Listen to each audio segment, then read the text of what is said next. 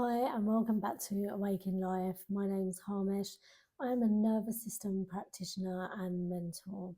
Today, I want to talk to you about creating success from a place of survival and why it is never going to work.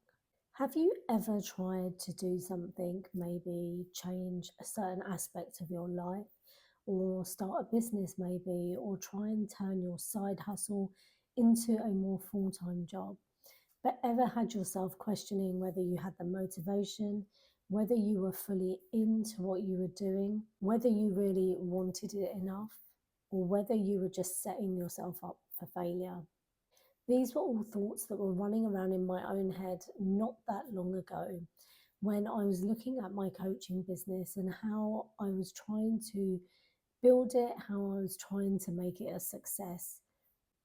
I got to a point last year where I really felt that my coaching business wasn't bringing in the kind of income that I needed in order to be able to live my life. But because I was in a state of survival, I was really trying so many things to try and bring in income into the business. But everything I was doing just seemed to lead to another dead end. It really brought me back to questioning whether I wanted to be a coach or have a coaching business as much as I kept telling myself and other people that I did. Because of the way that I was feeling, I did take the decision last year to go back into full time employment, back into an industry that I knew very well. As soon as I got back into a 9 to 5 job, the pennies started to drop for me. I really started to see how the decisions I had been making in my coaching business over the last 18 months, 2 years, had really been coming from a state of survival. And just knowing this has really changed the way in which I now am making decisions around my coaching business. Even though I am working full time, it's still something that I'm working on in my spare time because eventually it is the thing that I want to do full time.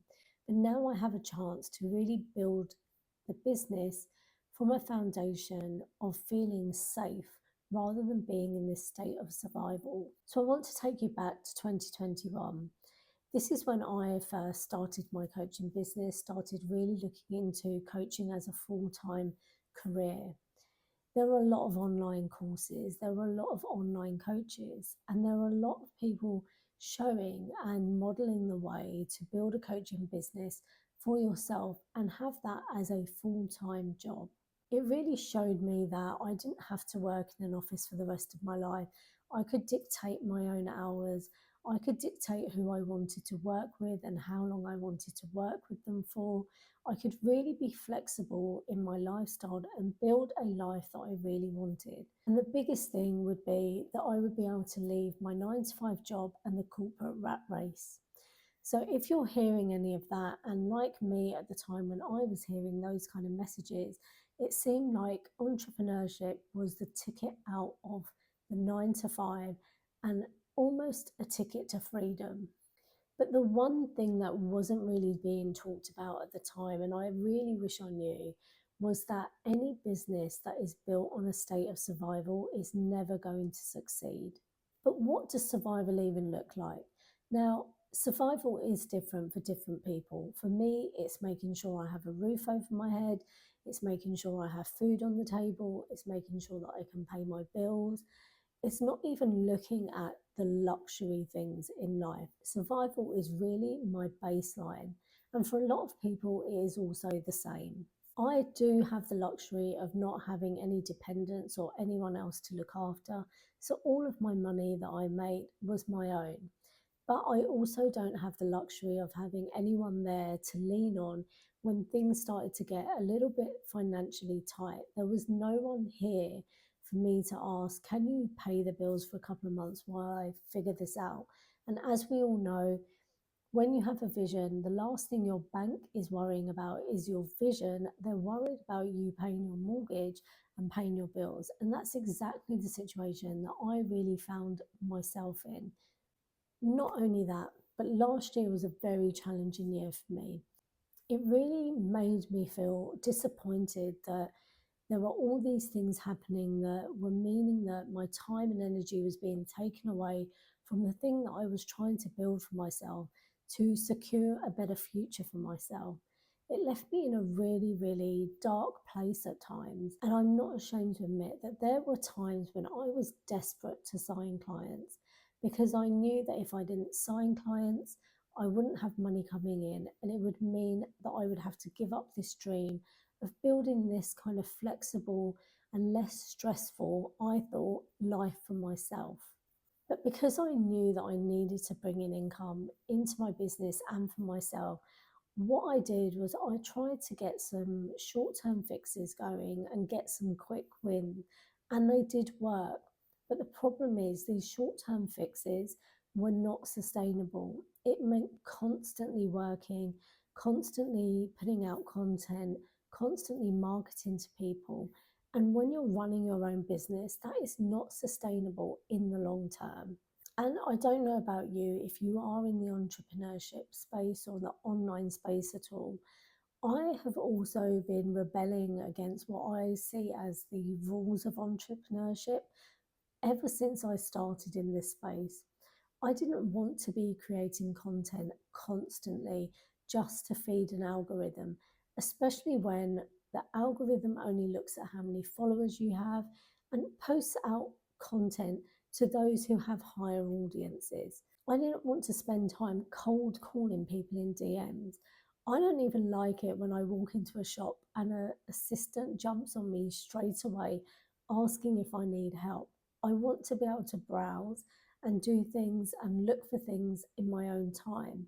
So, cold calling for me was never something that I wanted to do. And I didn't want to spend hours and hours constantly coming up with new programs and almost creating a multi level marketing kind of coaching business that I'd been seeing other people doing, keeping people in programs and keeping them signed up to extra things just because they're in your space. All of these kind of rules were things that I really, really resisted.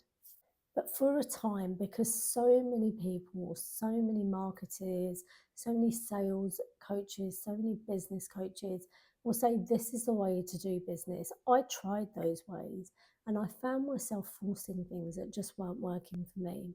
As I said a bit earlier, I did decide to go back to full time employment in an industry that I was very, very comfortable in. As soon as I made that decision, my body just started to relax. It started to soften and really breathe and lean into this new decision that I was making. And that in itself really made me realize how much of a state of survival I had been in my business. I had been trying to create a sense of freedom for myself from what I thought was something that was constricting me and putting me in a box. But all I ended up doing was putting myself in a different kind of box and still restricting my own freedom. I started to look at returning to the corporate world in a completely different way.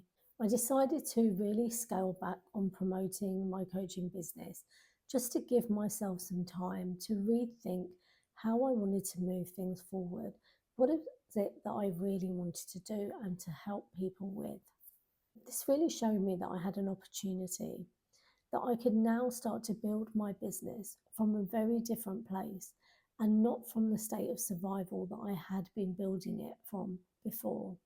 When I had first started building my coaching business or looking into starting this business for myself, I had been in a place where I was trying to escape my 9 to 5 job.